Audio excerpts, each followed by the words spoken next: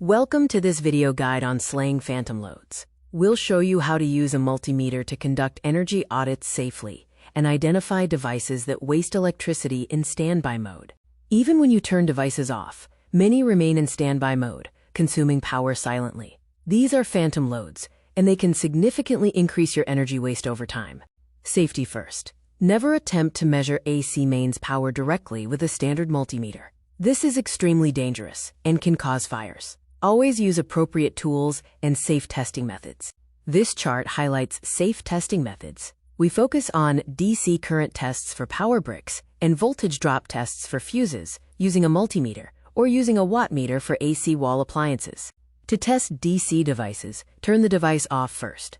Set your multimeter to the DC current setting, typically 10 or 20 amps, and move the red probe to the high current jack.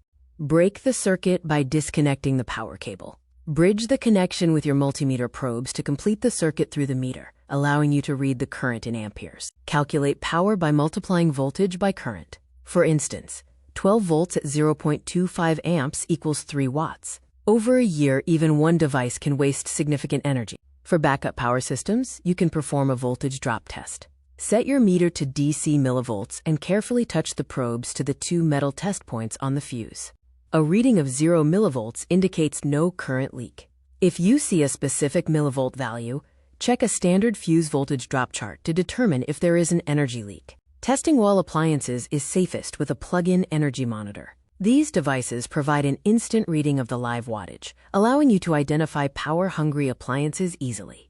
Common phantom load sources include smart TVs, microwaves, computers, and soundbars, which often stay connected for signals, clocks, or wake functions. Even chargers consume power due to internal transformers. You can eliminate waste by using smart power strips, switching off mains power when not in use, and unplugging warm chargers. These simple steps help drop your standby load to 0. In summary, first, locate the potential load. Second, measure the current safely. And third, eliminate the waste.